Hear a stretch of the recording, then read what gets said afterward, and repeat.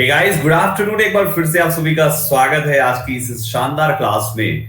Topic है आज का क्लोज टेस्ट, यानी क्लोज टेस्ट की क्लास होने वाली है और पहला डे है क्लोज टेस्ट का। तो शुरुआत कैसे करेंगे क्लोज टेस्ट को करने का, वो चीज भी हम डिस्कस करेंगे और फिर क्लोज टेस्ट की प्रैक्टिस कराएंगे। टोटल 30 क्वेश्चंस लेकर आया हूं मैं क्लोज टेस्ट का, जिसके 10 से 15 आज डिस्कस होंगे, बाकी आपके लिए होमवर्क होगा। मेरे प्यारे भाइयों, जो भी बच्चे फर्स्ट टाइम क्लास में हो, मेरी प्रोफाइल को फॉलो कर ले, बिकॉज जब आप प्रोफाइल फॉलो किए होंगे तो आपको क्लास की नोटिफिकेशन मिलना शुरू हो जाएगी। तो संदीप केसरवानी सर्च करेंगे तो मिल जाएगी मेरी प्रोफाइल। फॉलो करें, दूसरों से शेयर भी कर सकते हैं प्रोफाइल और मेरा कोड भी। मेरे दोस्तों, इसके अलावा डेली बेसिस पे ये क्लासेस आपकी शेड्यूल हो चुकी है। आप हर रोज इन 5 क्लासेस को देखेंगे, ये फिक्स है 5 क्लासेस आपकी। इसके अलावा कुछ और भी क्लासेस हो सकती, कभी कभी सरप्राइज वाली, राइट एवरीवन। तो जरूर से जरूर इन क्लासेस का पार्ट बनिए। एक सुबह क्लास एडिटोरियल शो चलता है, उसको भी देखा कीजिए 7:15 बजे, बहुत स्पेशल है वाईफाई स्टडी पर। आइए शुरू करते हैं गाइस। अब सवाल ये है कि क्लोज टेस्ट क्या होता है, पहले इसके बारे में जान लेते हैं। क्लोज टेस्ट जनरली देखिए, क्लोज टेस्ट क्या है, आपके एग्जाम में कितने मार्क्स का पूछा जाता है, इन सभी चीजों के बारे में जानना बहुत जरूरी है। मेरे प्यारे साथियों, क्लोज टेस्ट एक ऐसा टॉपिक है जो बिल्कुल फिलर के जैसा होता है, फिल इन द ब्लैंक, जैसे आप लोग जानते ही हैं। बस इसमें डिफरेंस ये होता है कि भाई ये एक पैराग्राफ बेस्ड होगा और एक ही पैराग्राफ में 5 या 10 ब्लैंक दिए होंगे, उनको नंबरिंग कर दिया जाएगा 1 2 3 4 5, और इन्हीं 5 जो भी हैं इन्हीं के लिए 4 ऑप्शंस होंगे। जैसे 1 के लिए 4 options, option A, option B, option C, option D. 2 के लिए 4 options, option A, option B, option C and option D. ऐसे ही सबके 4 ऑप्शंस में से किसी एक को चूज करना ही हमारा क्लोज टेस्ट कहलाता है, ठीक है। तो ये हो गया हमारा क्लोज टेस्ट का बेसिक पार्ट। अब इसके बाद देखिए दोस्तों, क्लोज टेस्ट का ये पार्ट तो समझ में आ गया कि क्लोज टेस्ट होता क्या है, करते कैसे हैं क्लोज टेस्ट, करते कैसे हैं। तो सबसे पहले एक हल्की सी झलक दिखा दूं आपको क्लोज टेस्ट की। कुछ ऐसा दिखने में होगा, देख लीजिए, समझ लीजिए। यहाँ पर आपको दिख रहा होगा केवल टोटल 5 ब्लैंक दिख रहे होंगे। ये 1 नंबर का ब्लैंक है, ये 2 है, 1 हो गया, ये 2 हो गया, ये 3 हो गया, फिर ये 4 हो गया और ये 5 हो गया, है ना। नंबरिंग लिखी नहीं है लेकिन यहाँ पर लिखा हुआ है। तो गाइज हमें, आप देखो, सभी के लिए 4 ऑप्शंस दिए हुए हैं, हमें एक ऑप्शन का चुनना, इसी को क्लोज टेस्ट कहते हैं, ठीक है। नाउ द पॉइंट इज, करेंगे कैसे, उस एक ऑप्शन का चुनाव कैसे करेंगे, ये ध्यान से सुनिएगा। क्वेश्चंस का लेवल थोड़ा सा अच्छा है आज का, मतलब मॉडरेट से हाई लेवल लिया है, आसान एक भी सेट नहीं लेकर आया हूं। तो गाइज हमें क्लोज टेस्ट जब कभी भी करना हो तो कुछ चीजों का खास तौर पे ध्यान देना होता है। जैसे आप पैराग्राफ पढ़ रहे हो, लाइन पढ़ रहे हो और उसमें एक ब्लैंक दिया हुआ है, तो उस ब्लैंक के लेफ्ट साइड और राइट साइड से दिए हुए ऑप्शंस का मिलान जरूर किया कीजिए। उससे क्या होता है, सही आंसर मिलता है, समझ रहे हैं। 4 ऑप्शंस जो दिए हुए उसमें से वहां पे मिलान जरूर कीजिए कि आखिर क्या होगा। अभी देखो, अब सपोज यहां पे आपने देखा कि इस ब्लैंक के ठीक पहले इस जगह पर हर लिखा हुआ आ गया है, हर, और हर के बाद उसने स्पेस दे दिया है। तो आप सब जानते हो कि हमें इसके बाद एक नाउन चाहिए होता है। कभी कभी क्या, मैक्सिमम टाइम ऐसा ही होगा कि दिए हुए 4 ऑप्शंस में से कुछ नाउन होंगे, कुछ एडजेक्टिव होंगे, कुछ वर्ब होंगे, कुछ अलग अलग पार्ट्स ऑफ स्पीचेस होंगे। अब आपको पता है कि हर के बाद नाउन चाहिए यार, तो दिए हुए 4 ऑप्शंस में से जो नाउन नहीं है उनको साइड करिए, जो नाउन है वो आपका आंसर हो जाएगा। तो आपको एलिमिनेशन स्ट्रेटजी के तहत आज एलिमिनेशन स्ट्रेटजी के तहत आपको क्या करना है, आपको नाउन फाइंड आउट करना है। नहीं, एलिमिनेशन स्ट्रेटजी के तहत आपको सही पार्ट्स ऑफ स्पीच फाइंड करना है। और अगर चारों ऑप्शन नाउन के ही थे तो भाई साहब फिर ग्रामर का कोई रोल नहीं है। उस कंडीशन में आपको दिए हुए ऑप्शंस की मीनिंग से आपको दिए हुए ब्लैंक में फिल करके सही सेट करना, यही चूज करना होगा, ठीक है। तो कुल मिला के आपका मेन जो फोकस है, मेन जो गेम है वो यही है, ठीक। आइए करते हुए समझाता हूं मैं आपको, लेकिन मैं एक सिंपल सी चीज कहता हूं, ये क्लोज टेस्ट एक ऐसा टॉपिक है जो थोड़ा सा टाइम लेगा आपको सीखने में। मतलब मान के चलो 15 दिन से 1 महीना का प्रैक्टिस मिनिमम ये मांगेगा, मिनिमम 15 दिन से 1 महीने का प्रैक्टिस, मतलब कम से कम 5 वाले 100 सेट आपको तो मिनिमम सॉल्व करने पड़ेंगे। 100 सेट्स जो आपके प्रीवियस ईयर वाले भी हो, एक्सपेक्टेड भी हो, मेरे द्वारा भी दिए गए हो, गूगल से भी मिल जाए, कुछ भी हो जाए, ठीक है। तो आइए करते करते सिखाता हूं मैं आपको कि क्या मामला है, ठीक है। डायरेक्ट सेट से समझेंगे आप। देखिए गाइस, आपके सामने पहला सवाल स्क्रीन पर है। सेंटेंस कहता है by the time Mankind reached a more settled existence. By the time, अब तक क्या है, मैनकाइंड पहुंच चुका है एक मोर सेटल्ड एग्जिस्टेंस तक, जब patriarchy was fully established. Patriarchy मतलब जहां पर पुरुषों का बोलबाला होता है, पुरुष प्रधान हो, पुरुष ही मेन होता है, उसी की चलती है। तो पैट्रियार्की वाज फुली एस्टेब्लिश्ड, पूरी तरीके से एस्टेब्लिश्ड था। अब आप देखिए, आपको पहली लाइन पढ़ के ही समझ में आ गया कि ये कहीं ना कहीं पुरुष और महिला के हक, उनकी ताकत, उनकी शक्ति, उनके परफॉर्मेंस, उनकी अचीवमेंट, इन्हीं मुद्दों पर बात करेगा, क्योंकि बात ही यहां पर उसने पैट्रियार्की की कर दी। तो मैट्रियार्की भी तो होएगा ही होएगा, शब्द हो या ना हो, लेकिन भाई साहब बात तो उसकी भी होगी। तो वही कह रहा है कि by the time Mankind reached a more settled existence तक, when patriarchy was fully established, पूरी तरीके से established था, the men were to write the codes of the society, यानी मेन जो थे वो, उनको कोड्स ऑफ द सोसाइटी को लिखना था, मतलब नियम कानून सोसाइटी के लिखने थे। एंड गवर्नेंस और governance of the society and governance, जहां पर महिलाएं वर गिवन डैश रोल, किस प्रकार का रोल। अब आपने पैट्रियार्की कह रखा है, तो महिलाओं को कैसा रोल दिया जाएगा? महिलाओं को ऐसा रोल दिया जाएगा जो पुरुषों से नीचे हो। समझ पा रहे हैं? महिलाओं को एक ऐसा रोल दिया जाएगा जो पुरुषों से नीचे हो, क्योंकि सोसाइटी पैट्रियार्की है और मेन को ही सोसाइटी के नियम कानून बनाने को बोला गया है। तो जो नियम कानून बनेगा वो पैट्रियार्की वाला बनेगा। उसके चलते आपको महिलाओं को यहां पर उसने छोटा रोल दिया होगा। अब आपके चार ऑप्शंस हैं, subordinate, adequate, important and illicit. मेरे भाइयों, गेम को समझिए। उसने कहा कि the men were to write the codes of the society, और गवर्नेंस जहां पर महिलाओं को दिया गया, महिलाएं वर गिवन कैसे रोल्स, छोटे रोल्स, साइड रोल्स, तुच्छ रोल्स, कुछ ऐसे कह लीजिए। तो आपके नीचे के जो तीन ऑप्शन है ना, इसका कोई सेंस नहीं बनता, सबऑर्डिनेट होना चाहिए। सबऑर्डिनेट का मतलब होता है साइड वाला रोल, जो मदद करे आपको, है ना, उसका वो वाला रोल है। फ्रंट पे महिलाओं को नहीं रखा गया जब पैट्रियार्कल सोसाइटी का गठन हुआ। तो भाइयों, subordinate means lower in rank और पोजीशन, और सेकेंडरी फिर कहता है will be used because the passage talks about the patriarchy in which women are inferior to men. ठीक, तो हमने यहां पर इस बात को देख लिया। अब इसके बाद देखिए दूसरे हिस्से में आ जाइए। कहता है द मेन, लोग, आदमी लोग, प्रोजेक्टेड। देखो कहानी इतनी समझ में आ गई ना सबको? क्यों भाइयों, इतनी कहानी समझ में आ गई? पहले ब्लैंक तक का सबको समझ में आया ना कि आखिर क्यों हमने सबऑर्डिनेट को चूज किया, क्यों अदर ऑप्शंस को एलिमिनेट किया? समझ में आ गई, ग्रेट। फिर आगे देखो, मेन जो है projected the dominant view points, यानी मेन जो है उसने रखे, प्रोजेक्टेड मतलब प्रोजेक्शन किया। भाई प्रोजेक्टर होता है ना, क्या करता है, लाइट जलती है और जो कंटेंट होता है उसको ले जाके व्हाइट कर्टन पे दिखाता है। ठीक उसी प्रकार से यहाँ पे दोस्तों, अभी तो ये तो ऑप्शन ही है, ये लो आंसर ही इसका था। अब देखो, projected the dominant view point as universal truth, यानी उन्होंने डोमिनेंट व्यू पॉइंट रखे, ऐसे व्यू पॉइंट्स जिसमें पुरुष जो है महिलाओं पे हावी हो सके, पुरुष का ही जलवा चल सके, पुरुष का ही दबदबा रह सके। ठीक है ना, ये चीज आया।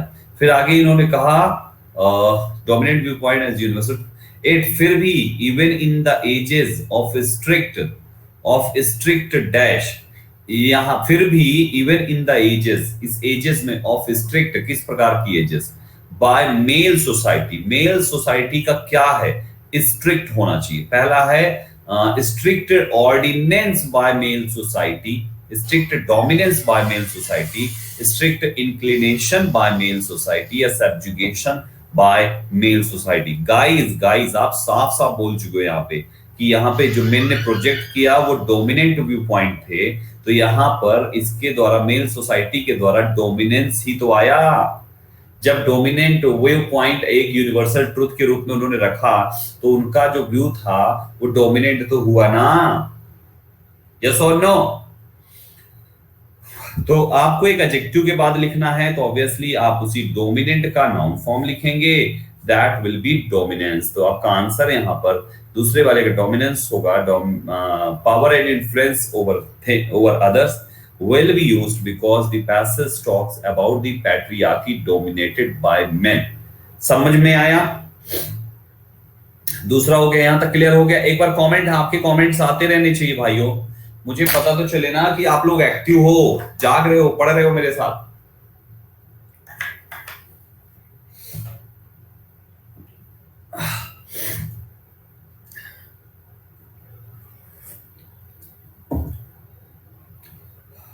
ठीक है, हाँ फोकस करो। चलो, एक तो संदीप सर को पता नहीं कहां से कोल्ड हो गया आज यार, क्या मुद्दा है कोल्ड होने का। चलो देखो, सेकंड तक हो गया, थर्ड पे आ जाइए दोस्तों। तीसरा वाला कॉन्सेप्ट देखिए ये क्या कहता है दोस्तों, इसको ध्यान से सुनिएगा। फिर यहां पर उन्होंने कहा, सेम चीज को कर दिया कि स्ट्रिक्ट डोमिनेंस है बाय मेल सोसाइटी के द्वारा। It even in the age of strict dominance by male society has a dash of women of caliber, has dash of, has के बाद dash of कर दिया, मेन ऑफ की third form आएगी और आपके पास सारे ऑप्शंस थर्ड फॉर्म ही हैं।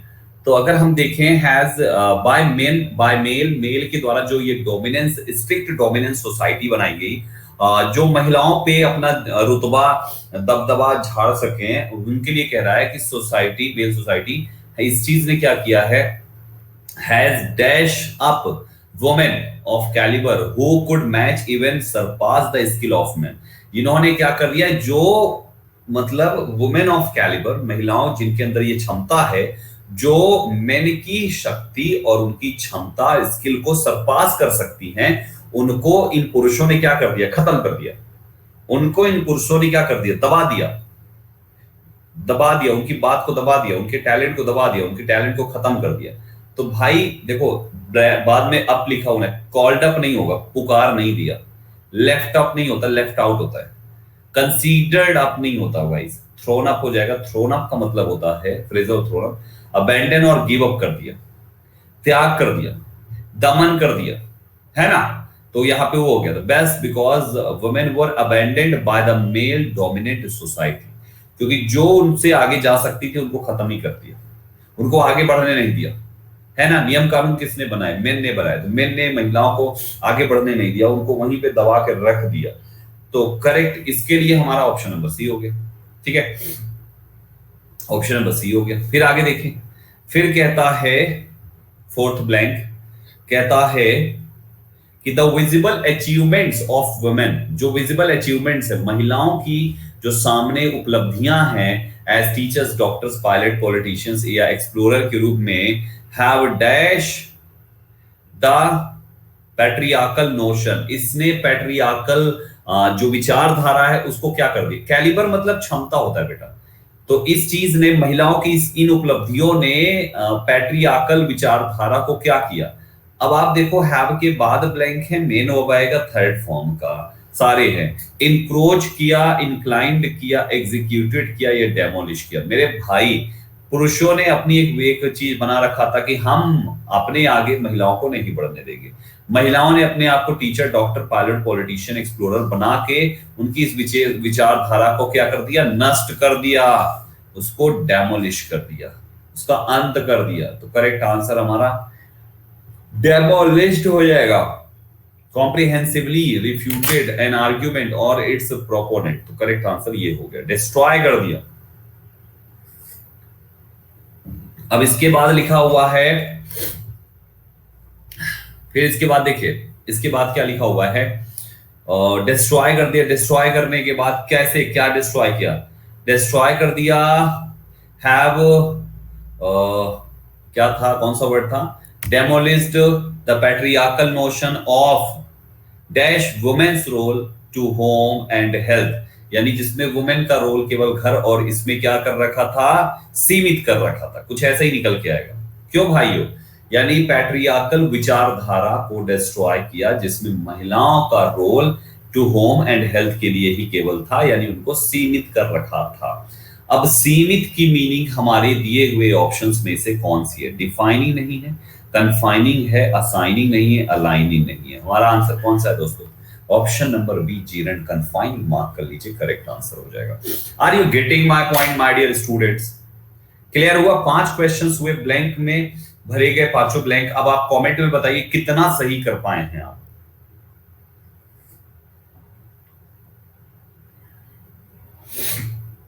दो, तीन, कुछ लोग 5 भी हैं, 4 भी हैं।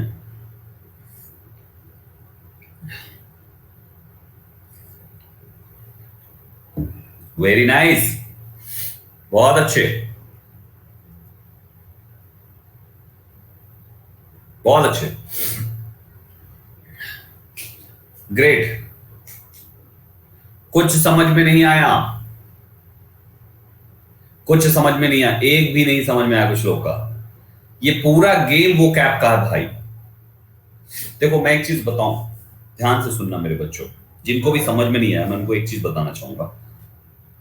क्लोज टेस्ट एक वो गेम है जिसमें, जैसे सपोज आपको मटर पनीर बनानी है, तो मटर पनीर में अगर 10 प्रकार के सामान लगते हैं तो वो 10 प्रकार आपके पास पहले से होंगे, तब आप उनको मिलाकर मटर पनीर बना सकोगे।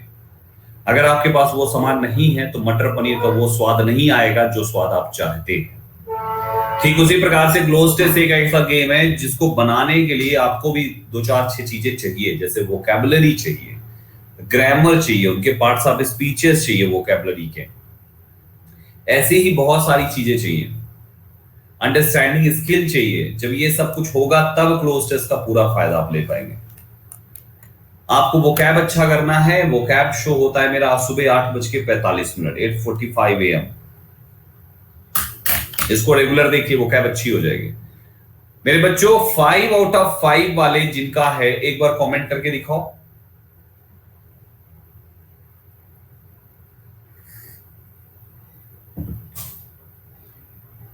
अगर नहीं देखेंगे तो भाई साहब हमेशा ना क्लोज टेस्ट बनेगा, ना फिलर बनेगा, ना synonym antonym one word substitutions बनेगा, ना इडियम्स एंड फ्रेज बनेगा, ना कॉम्प्रिहेंशन बनेगा, ना अरेंजमेंट बनेगा, मतलब कुछ बनवे नहीं करेगा। 20% नंबर लेके रह जाओगे।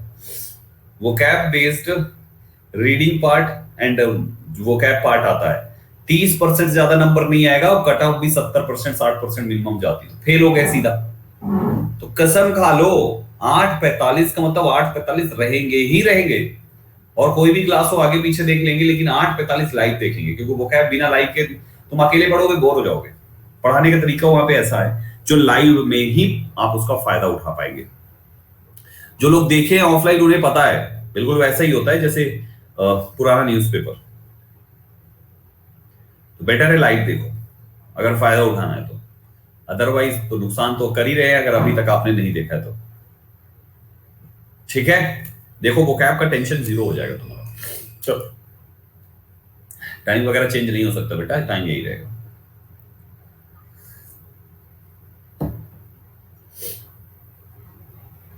टाइम 9 दूसरा करेंगे बेटा तो उस समय भी किसी ना किसी का रहेगा, कुछ ना कुछ रहेगा, कोई ना कोई बच्चा छूटेगा, आपके अनुसार होगा तो उसके अनुसार नहीं होगा, उसके पास एक ही समय पे सभी खाली मिलोगे। पता है रात को 1 बजे पढ़ाए हम तो, एक ही समय है जब सब खाली मिलोगे, 1 बजे 2 बजे पढ़ाएं तब ठीक है, क्योंकि 12 बजे तक हमारे सारे एजुकेटर्स पढ़ाते हैं, है ना। तो मैं देखता हूं, कुछ करता हूं, नाइट ड्यूटी लगाता हूं, दिन में सोने का प्लान करता हूं, एडिटोरियल एडिटोरियल कर देता हूं, रहने देता हूं, 2 बजे वाली क्लास और ये वो क्या सब खत्म कर देता हूं, सारी रात में लगा देता हूं।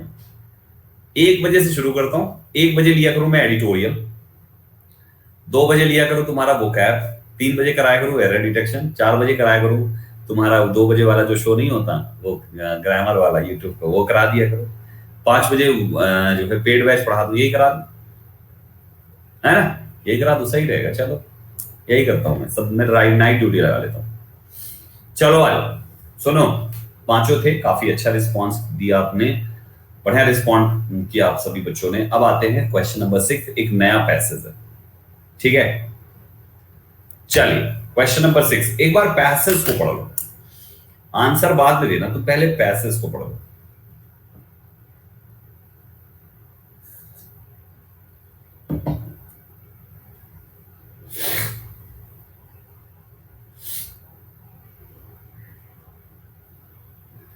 नहीं है, अरे आप सो भाई, हम तो मजाक कर रहे हैं, तुम लोग मजाक भी ना समझ पा रहे हो।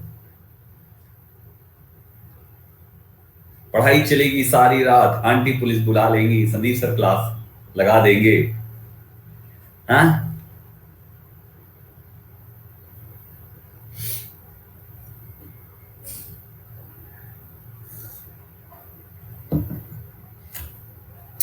देखो, जल्दी सोना बुरा नहीं है, हम तो कहते हैं कि तुम 10-11 बजे सब सो जाओ, लेकिन जब भी सो तब से केवल 6 घंटे जोड़ के उठाओ।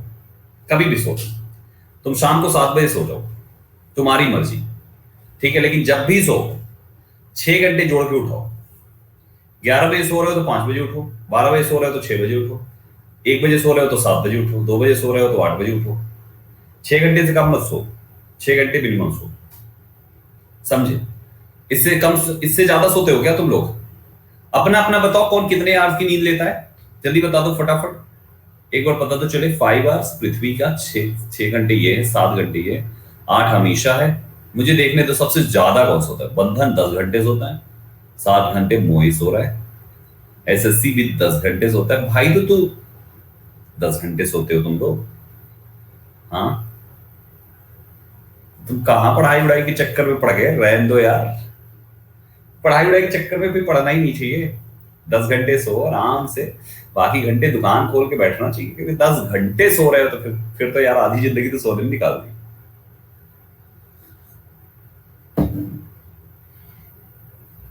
जिंदगी के केवल 1/4 सोने में जाना चाहिए, 1/4 सोने में, और 1/4 तुम्हारा पूरी जिंदगी का डेली रूटीन में चला जाता है। केवल जिंदगी का आधा ही आप काम कर पाते हो। अब तुम तो 10 घंटे जब आधा वो सोने में चला गया तो तुम्हारे पास बच गए क्या हुआ फिर? चलो, अच्छी बात है, नींद आने पे ही सोना चाहिए। मैं तो ऐसे ही करता हूँ, जब बॉडी एग्जॉस्ट हो तभी सो। तुम्हारी बॉडी एग्जॉस्ट हो गई 10 बजे तो 10 बजे सो जाओ। तुम्हारी बॉडी एग्जॉस्ट होगी 12 बजे, 12 बजे तक जाओ, 12 बजे सो। तुम्हारी बॉडी एग्जॉस्ट नहीं हुई 3 बजे भी, अभी भी एग्जॉस्ट नहीं हुई, तुम 3 बजे भी जागते रहो, कोई दिक्कत नहीं है, कोई नुकसान नहीं होता। लोग कहते हैं फर्जी में, मैं ना मानता ऐसी बात, मैं तो करता रहता हूँ, रात में जब काम होता है तो जाग लेता हूँ ज्यादा। ठीक है, आ जाओ क्वेश्चन नंबर 6 की तरफ चलते हैं दोस्तों। पहले पैसेज पढ़ते हैं। The impoverished and illiterate status of most women. Impoverished का मतलब होता है पुअर, गरीब, और illiterate status बहुत सारी महिलाओं का इन सोसाइटी में is due to their inability to dash sufficient। देखो टू लगा के ब्लैंक दिया ना, मेल हो पाएगा फर्स्ट फॉर्म की। इनएबिलिटी है to dash sufficient levels of economic power. To dash any level of empowerment, women have to be educated, to be aware of their rights, and dash in the modern society. It is only when they become dash of their status of society that they will be able to take full advantage of the concession offered to them as a dash measure। ये आपके सामने question, answer दीजिए चलिए।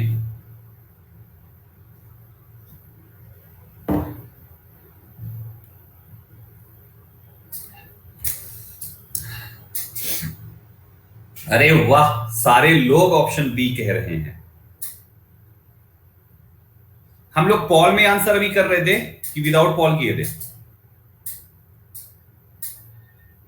ऐसे ही करते, ठीक है ना, विदाउट पॉल, नो पॉल। हाँ, क्योंकि पॉल में मजा नहीं आएगा, पैसेज है ना, वन लाइनर वाले में पॉल चलता है, पैसेज में नहीं। ऐसे ही करते हैं। देखो कहता है the impoverished and illiterate status of most women in society. Society में बहुत सारी महिलाओं का गरीब और इलिटरेट जो स्टेटस है, मतलब कि ये अनपढ़ महिलाएं हैं, ये गरीब महिलाएं हैं, कुछ इस टाइप से जो यहाँ पे स्टेटस है वो है इज ड्यू टू देयर, है उनकी इनएबिलिटी, अक्षमता क्या करने का, to dash sufficient level of economic power, economic power को क्या करने का। तो हमारे पास ऑप्शन है पहला, their inability to require sufficient level of economic power. Economic power require, कोई सीन ही नहीं है इसका, इसको हटाओ। To attain sufficient levels of economic power हो सकता है। टू डिफाइन पावर को कैसे डिफाइन करेंगे, और कैप्चर तो कर ही नहीं सकते। तो ऑप्शन बी दोस्तों, अटेन। अटेन मींस होता है सक्सीड इन अचीविंग समथिंग। क्या? Sufficient levels of economic power. Correct answer आपका ऑप्शन नंबर बी हो जाएगा। सेवेंथ नंबर क्वेश्चन पे आइए। सातवां देखिए क्या कहता है। ठीक है, level of economy to dash any level of empowerment women. To dash any level of empowerment यानी किसी भी लेवल, एम्पावरमेंट की किसी भी लेवल को क्या करना है? Sustain, require, look and describe. ठीक है, women have to be educated. Educated होना चाहिए। सस्टेन आएगा दोस्तों, सस्टेन आएगा। To sustain any level of empowerment यानी किसी भी लेवल के एम्पावरमेंट को बनाए रखने के लिए। ठीक है, बनाए रखने के लिए। Require any level of empowerment, empowerment के लेवल की जरूरत शब्द नहीं होता। अल्लुक डिस्क्राइब नहीं करना। सस्टेन उसको बनाए रखना है, उसको बना के रखना है। तो to sustain any level of, है ना, any level of empowerment women have to be educated, to be aware of their rights and to be aware of their rights and और क्या? To be aware of their rights and क्या होना चाहिए? Dash in a modern modern society. जल्दी से बताइए।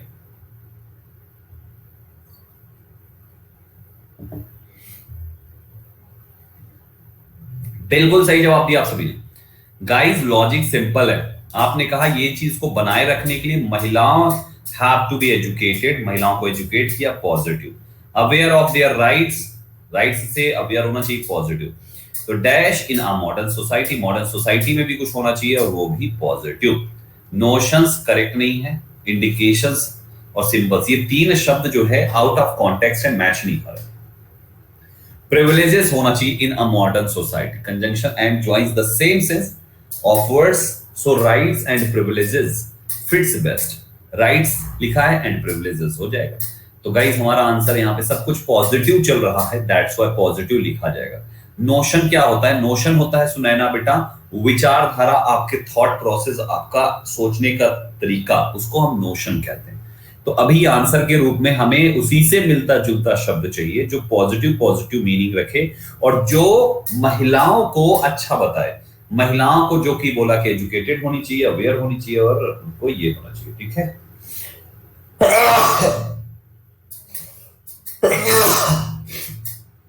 Sorry sorry sorry sorry.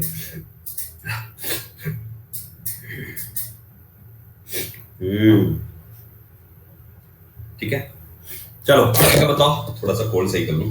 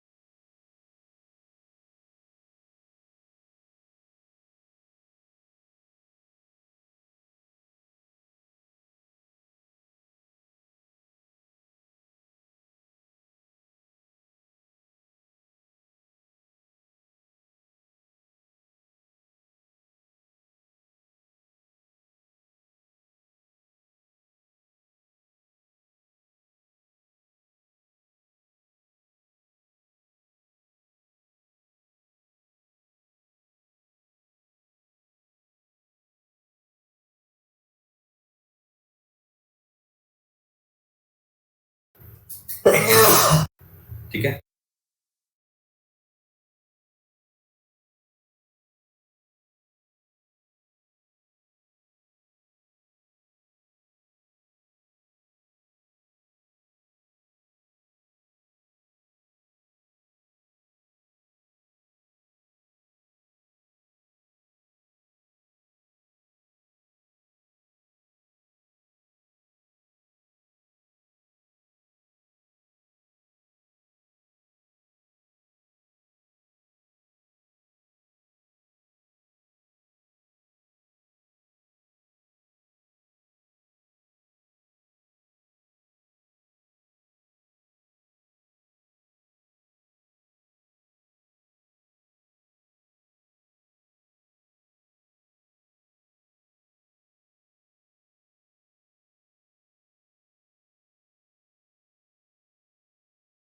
चलो आगे का बताओ, थोड़ा सा कोल्ड सही कर लूं।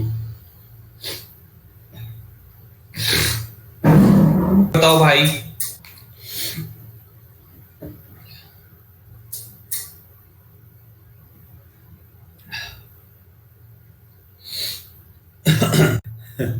आगे आ जाओ। इट इज ओनली व्हेन, महिलाओं को लिए अच्छा अच्छा बोल गए, फिर कहता है it is only when, it is या है ओनली व्हेन, ओनली तब जब they become dash of their status in society, कुछ अच्छा हो जाए अपने स्टेटस से सोसाइटी में, क्या हो जाए, when they become owner of their society नहीं होता, अवेयर ऑफ देयर सोसाइटी होता है, अवेयर ऑफ, बी वेयर नहीं है। अवेयर मतलब जागरूक होता है, बी वेयर मीन्स होता है सावधान, जब वो सावधान हो जाए, क्यों कुत्ता पीछे पड़ा है, बी वेयर नहीं होगा। अवेयर मतलब किसी चीज को, किसी चीज का फायदा उठाना, अवेल करना किसी चीज को, ये भी नहीं होगा गाइस। अवेयर, अवेयर ऑफ, है ना, अवेयर ऑफ मतलब नॉलेज में आना, having knowledge of their status make a meaningful sense. So answer of this will be this, मार्क कर लीजिएगा, option number B, that is aware. Got it? Okay, आया समझ में? Very nice. आगे चलते हैं दोस्तों, इसके बाद देखिए नेक्स्ट पे, मैंने सोचा था आज बहुत सारे यूट्यूब पे क्लासेस दूंगा, देखता हूं मैं क्या कर सकता हूं। 9 हो गया, अवेयर हो गया, हाँ 10वें पे आ जाइए। ठीक है, 10वां देखो क्या कहता है, aware of their status in society that they will be able, वो ये कि वो सक्षम होंगी, to take full advantage of the concessions का, ऑफर्ड टू देम, जो उनको ऑफर किया गया होगा, एज अ डैश मीजर, कैसे मीजर करोगे, as a primitive measure, pretty measure, corrective measure या नेग्लिजिबल, नेग्लिजिबल तो वैसे भी ना होगा, पॉजिटिव है। तो हमारा आंसर ऑप्शन सी है करेक्टिव मीजर। करेक्टिव मीन्स होता है रिस्टोरेटिव या क्यूरेटिव, तो इसके जगह पे आपको क्या लिखना है, करेक्टिव। राइट एवरीवन, तो बिल्कुल सही आपने कहा, करेक्टिव मार्क कर लीजिएगा, this part is correct. Primitive नहीं होगा, प्रिमिटिव का मतलब पता है क्या होता है, जानते हो? प्रिमिटिव मीन्स होता है ओल्ड, प्रिमिटिव का मतलब होता है ओल्ड, समझे? पिटी भी नहीं है, करेक्टिव भी नहीं है, एंड नेग्लिजिबल तो होगा ही नहीं। पिटी एक नेगेटिव वर्ड है, समझे, तो वो भी नहीं हो सकता। तो आपको एक ही ऑप्शन बचता है, that is correct, that part is correct. ठीक है, डन एवरीवन?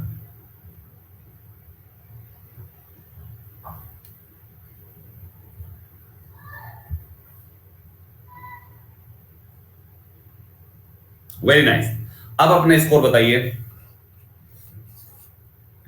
आउट ऑफ 5 मतलब 10 हो गया ना, 10 में बता दीजिए, या 5 अगर है तो 5 में बता सकते हो।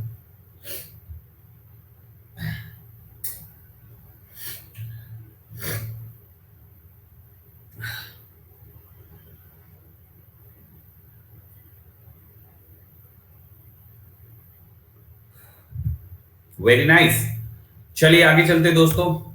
सेट नंबर 3, ध्यान से करेंगे। सेट नंबर 3 11 से लेकर 15 तक है, 5 ब्लैंक इसमें है, 5 ब्लैंक्स इसमें, 6 ब्लैंक्स दिख रहे हैं, नहीं 5 ही है, 5 ही ब्लैंक्स हैं, ठीक है ना, 5 ब्लैंक्स हैं आपके पास टोटल। चलिए शुरू करते हैं इस गेम को, पढ़िए एक बार पूरा अच्छे से। खुद को हाइड कर देता हूं मैं, आप पढ़िए, पैसेज को पढ़िए।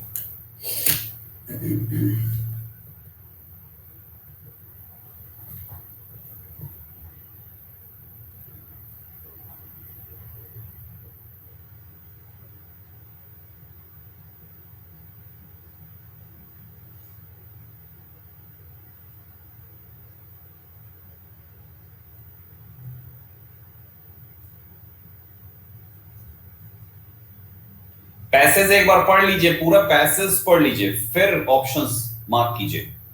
पहले मैं चाहता हूं कि आप लोग पहले पैसेज पढ़ लीजिए। 1 मिनट दिया आपको, 1 मिनट है आपके पास।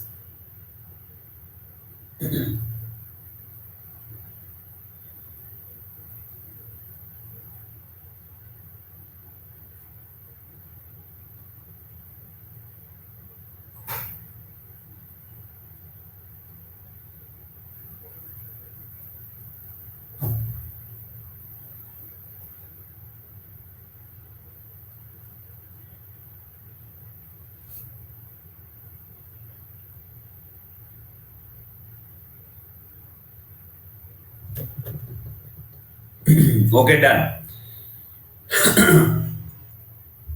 अब देखिए, पढ़ते हैं एक बार ध्यान से। कहता है there has been a dash shift, there has been a dash shift in the status of teachers in post 1990s India. ठीक है ना, there has been a dash shift और in the status of teachers in post 1990s in India. With the emergence of a new economic order, education institutions, structure, and teachers, image have seen some major changes.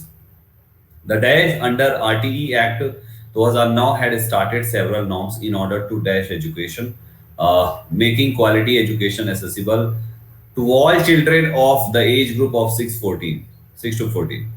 Apart from providing dash and basic infrastructural facilities, introduction of subject-wise teachers and ensuring pupil-teachers ratio are the important provision dash. Right? आइए देखते हैं यहाँ पे 1990s में इस teachers की status की बात कर रहा है, 1990s में इन सभी चीजों की बात कर रहा है। तो सबसे पहले हमें देखना है कौन सा होगा। पहला है there has been a dash shift. आपके ऑप्शन है in the status of teachers in post 19 has been रहा है क्या। एक्सेप्शनल शिफ्ट का कोई सेंस नहीं है, exceptional doesn't make any sense. Paradigm shift हो सकता है, एक्विंटेड भी नहीं होगा, फिनोमिनल भी हो सकता है। अब आ जाइए अपना आंसर देख लेते हैं। ऑप्शन नंबर बी करेक्ट है। पैराडिज्म होता है अ टिपिकल एग्जांपल और पैटर्न ऑफ समथिंग और स्टैंडर्ड। तो 1990s में जो मुद्दा था उसकी बात इसने कहा है यहाँ पे, तो इसलिए there has been a paradigm shift कहना ज्यादा सही होगा। फिनोमिनल मींस होता है रिमार्केबल और एक्सेप्शनल, राइट। फिनोमिनल का ये मतलब हो गया। यहाँ पे फिनोमिनल का मतलब ये है और इस जगह पर फिनोमिनल का कोई सेंस नहीं है। नेक्स्ट है वी कैन नॉट से remarkable shift because it is not clear in the passage that teachers shift since 90 is remarkable, so paradigm seems the appropriate option here. A typical example or pattern of something or standard. इसलिए हमारा answer यहाँ पे कौन सा सही होगा, option number B. Right everyone, option number B यहाँ पे सही हो जाएगा। नेक्स्ट पे आइए दोस्तों, बहुत ही सिंपल सा लॉजिक है। इसको देखिए यहाँ पे क्या कहता है, कहता है कि images have seen some major changes. The dash under RTE Act 2009, the conclusion aspect provision and aspersion, कौन सा आपके हिसाब से सही लग रहा है? Come on everybody.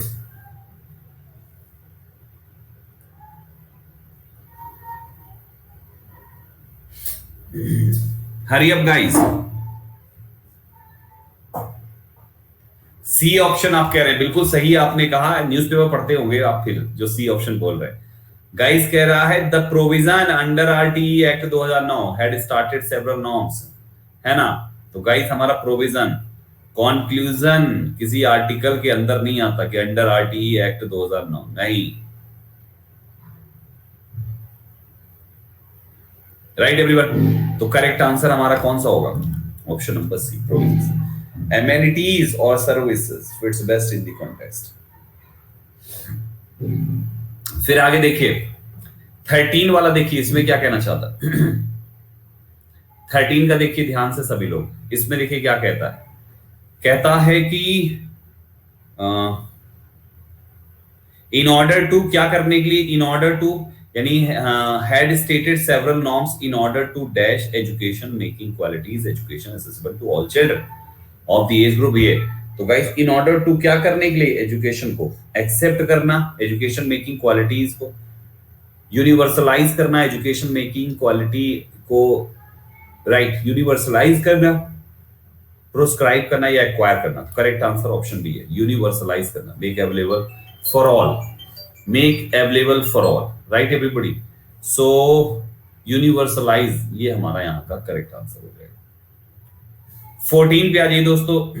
कहता है apart from providing dash and basic infrastructural facility, apart from providing dash and basic infrastructural facility, providing किस प्रकार की, बेसिक के साथ कौन सा एडजेक्टिव इस्तेमाल होगा, राइट एवरीवन। तो आपके पास जो ऑप्शंस हैं आपके पास एडिकेट, विशियस, फ्रूगल एंड इनाप्ट।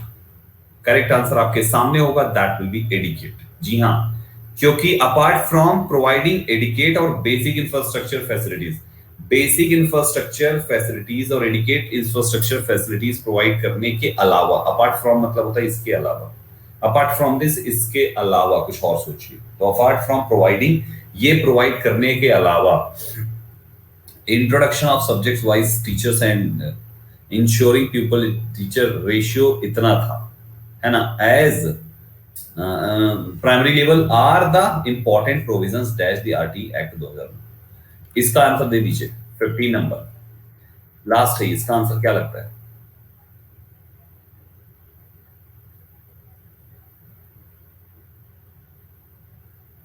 बिल्कुल सही कहा यार, अभी ऊपर ऊपर लिखा तो था यार अंडर आरटी एक्ट, तो वही तो है अंडर दी आरटी एक्ट। तो गाइस हमारा आंसर कौन सा है, प्रीपोजिशन बी, राइट एवरीवन। तो सिंपल है यार, सब कुछ सिंपल है, लॉजिक कुछ भी नहीं था, ध्यान से बस करते जाओ, चीजें अपने आप मिलती चली जाएगी, ठीक है। ये था आपका 15, इसमें क्या आपका स्कोर आया आउट ऑफ 5,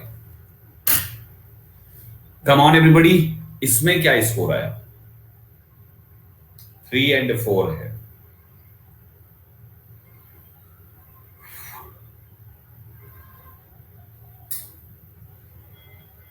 वेरी नाइस, आराम से पढ़ोगे चीजें पूरी समझ में आएगी, हड़बड़ी आके पढ़ोगे चीजें बिगड़ती चली जाएगी। आराम से पढ़ो, चीजें समझ लो पहले अच्छे से, ठीक है। 16 पे आते दोस्तों, 15 तक हो गया।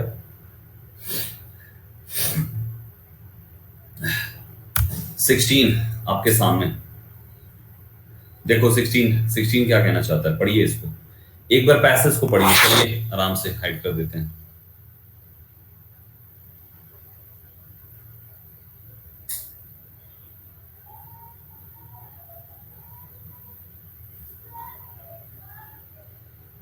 अंडर प्रोविजन के बाद नहीं बेटा, एक्ट के पहले था वो।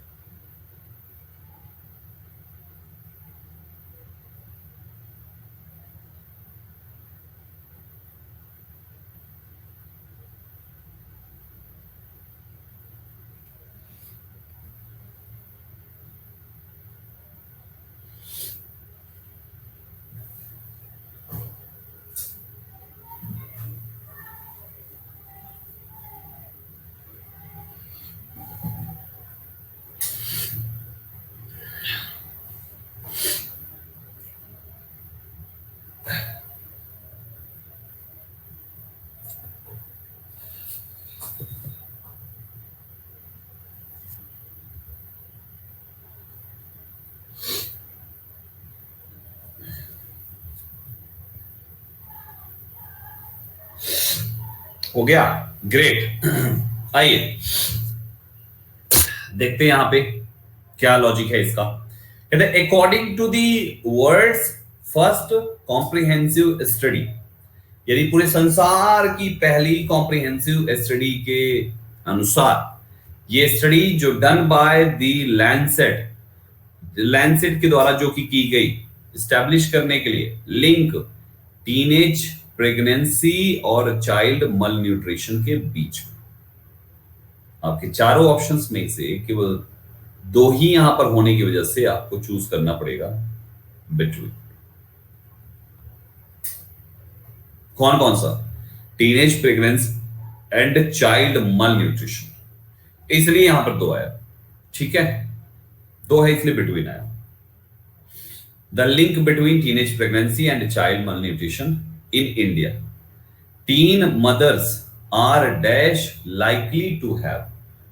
इसका देखिए, teen mothers are dash likely to have dash and underweight children than adult mothers. Teen mothers are teen mothers are most likely, more likely तो होता ही नहीं, मेनी लाइकली होता नहीं, मोर लाइकली होता है, like more likely to have. तो correct answer आपका option number यहाँ पे सी है, to degree more will be used, preposition than is used। समझ में आया? करेक्ट आंसर यहाँ पे हो जाएगा मोर लाइकली टू हैव। अब इसके बाद यहां पर देखिए, है ना, तो teen mothers are more likely to have dash and underweight children, है ना। तो अब आपको बताना है यहां पर कि इसमें क्या होना चाहिए। 17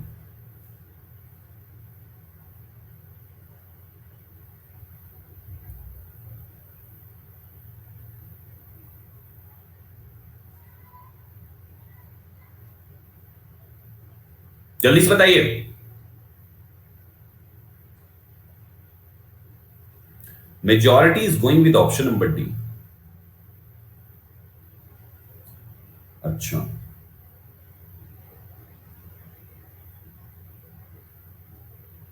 कुछ लोग ऑप्शन नंबर सी की तरफ भी आ रहे हैं। सी एंड डी सोच समझ के कीजिए, क्योंकि मैं आराम से करा रहा हूं, बस ये लास्ट है, 20 तक करेंगे, हो गया, बाकी होमवर्क है आपके लिए।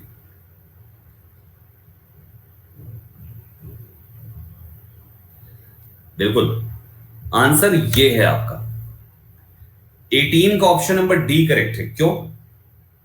स्टंट लिखा हुआ है, स्टंटेड, स्टंटेड मींस होता है having been prevented from growing और डेवलपिंग, उसको स्टंटेड कहते हैं। तो कह रहा है teen mothers are more likely to have, क्योंकि देन लगा है ना, देन अडल्ट मदर्स, तो कंपैरेटिव डिग्री है तो मोर ही आएगा। Teen mothers are more likely to have stunted and underweight children. Stunted यानी having been prevented from growing develop, है ना, पुअरली।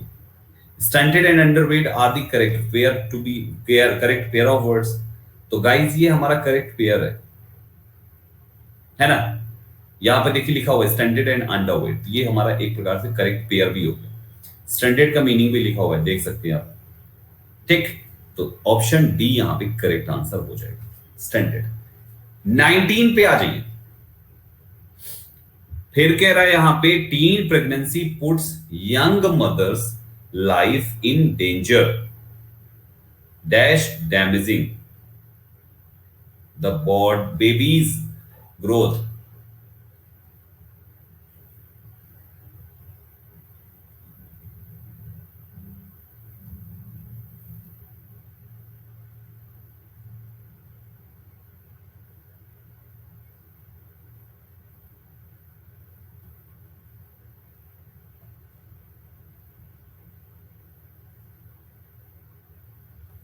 जल्दी से बताइए।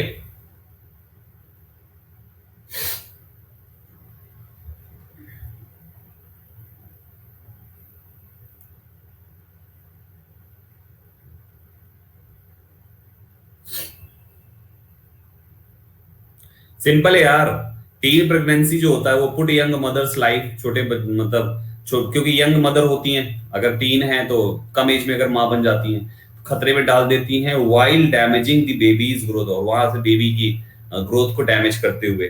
और क्या? इसका आंसर तो हो गया आपका ऑप्शन 1 वाई। और क्या करती हैं? और dash before and after birth, और care essence development before after birth, shrinking before after birth. कौन सा सही है? सिंपल सा लॉजिक है यार। यहाँ पर लिखा हुआ है ग्रोथ ना, इधर भी तो वही चीज लिखोगे, एंड से जोड़ रहे हो तो पॉजिटिव। तो हमारा नाउन चाहिए, हमारा नाउन डेवलपमेंट है, growth and development. Growth and development is the correct pair of words. Growth and care तो होता नहीं, ग्रोथ एंड एसेंस भी नहीं होता, ग्रोथ एंड श्रिंकिंग, श्रिंकिंग नहीं होता है, सिकुड़ना, तो ग्रोथ एंड सिकुड़ना भी नहीं होता, ग्रोथ एंड करेक्ट आंसर हमारा वही हो जाएगा। तो गाइज ये रहे आपके आज के 20 पूरे क्लोज टेस्ट। ये एक पार्ट हम लोग रिटर्न किया है, इसका आगे के पार्ट्स हम लोग कल करेंगे। कल मतलब कल तो सैटरडे है ना, मंडे को करेंगे, ठीक है, पार्ट 2 करेंगे। अभी आपके पास 10 मिनट है दोस्तों, कुछ भी पूछ सकते हो, जो भी पूछना चाहो। 12 मिनट है, चलो आपके माइंड में जो भी डाउट आते हैं ना, डाउट्स हो तो पूछ लीजिए। चलिए फटाफट फटाफट फटाफट, कोई भी डाउट्स हो तो पूछ सकते हैं आप, 10-12 मिनट आपके पास है।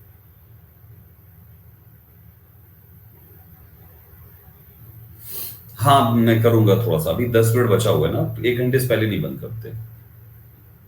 अपना वो कानून जो बना है उसको तोड़ना नहीं है। 60 मिनट का मतलब 60 मिनट।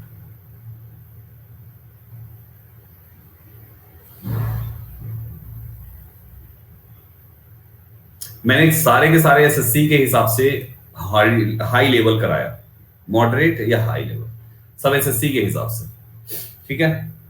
तो देखो अच्छा है।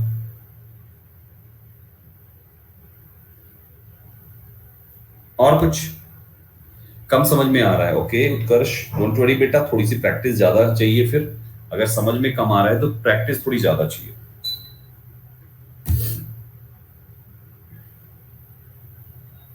टाइम यार अभी बेटा पॉसिबल नहीं है, देखो इवनिंग में टाइम करते हैं तो दिक्कत है, क्योंकि बच्चों के डेटा खत्म हो जाते हैं, आधे से बच्चों के डाटा पूरा गायब हो जाता है। 1.5 GB होता है, शाम तक खत्म हो जाता है, तो फिर हमारी क्लास कौन देखेगा। अब जब आप क्लास, जिस चीज के लिए हम टाइम चेंज करेंगे वही नहीं हो पाएगा फिर, है ना। इसलिए कह रहा हूं कि टाइम चेंज नहीं कर सकते। पूछिए, कुछ भी पूछना है पूछ लीजिए आप लोग।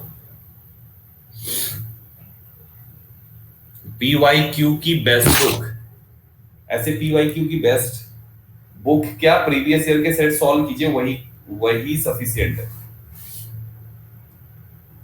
Revision strategy please sir discuss कीजिए।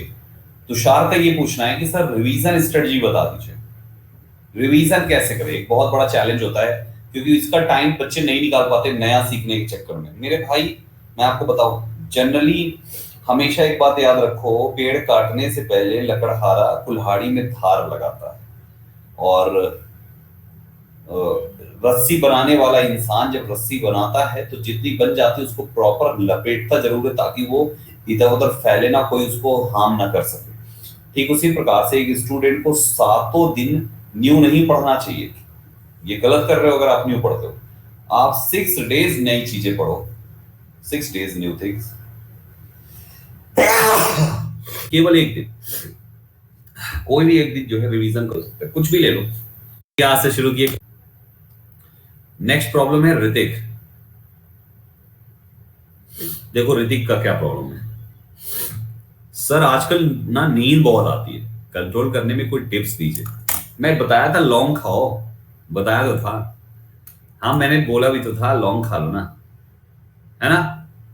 तो भाइयों लौंग खाओ, दिक्कत हो लौंग खाओ, बोल रहे थे क्या नहीं खा रहे हो। आज ही जाओ दुकान, बनिया की दुकान से बोलो भैया हमका 10 रुपया के लौंग दे दो, तो 10 रुपया के लौंग तुमको दे देंगे, आराम से अपनी टेबल पे रख लेना, स्टडी टेबल पे। और जब भी नींद आए एक लौंग दबा लो, इतना तीखा है वो, झन्ना जाएगा कान, नींद ऐसी गायब हो जाएगी तुम्हारे, घंटों करना है कि नींद। और अगर पहले आ जाए फिर खा लो एक लौंग, नुकसान नहीं होता, चाहे जितना खाओ, समझे। तो ये चीज होता है। और पूछो, लोग जो बहुत सारे क्वेश्चंस आए हैं। Causative verb agreement, causative verb agreement कुछ ना होता। कॉजिटिव वर्ब अलग होता है, एग्रीमेंट अलग होता है, ये अलग है। और ये एग्रीमेंट जो है वो सब्जेक्ट वर्ब एग्रीमेंट।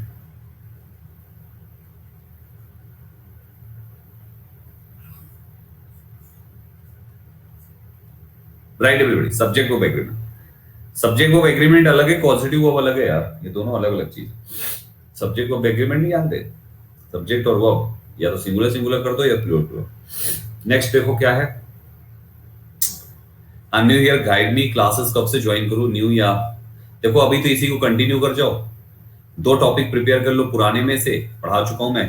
कौन कौन से? एक प्रोनाउन और दूसरा टेंस।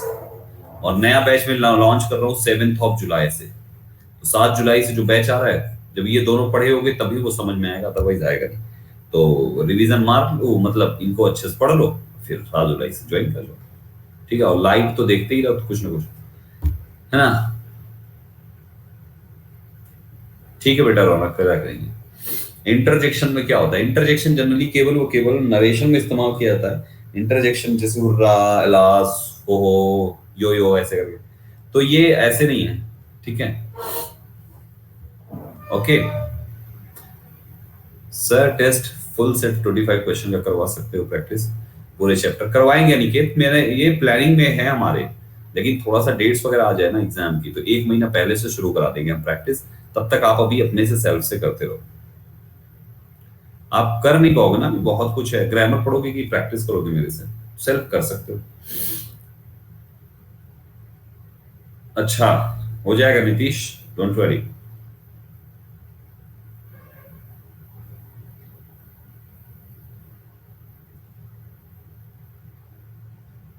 हाँ ऑफ कोर्स कराएंगे बेटा, सुनील आगे कराएंगे, कराएंगे आगे कराएंगे उसको। हो गया? और कोई क्वेश्चन 5 मिनट पूछ सकते हो? 5 मिनट और रुका हूं मैं। आपके पास 5 मिनट का समय है कुछ भी पूछने का। देख लो, ये बाकी क्लोज टेस्ट हैं, 21 से लेकर 30 तक आपके पास हैं। ठीक है, ये आपकी प्रैक्टिस के लिए प्रैक्टिस करना इसी पीडीएफ से। और बताओ, और पूछो।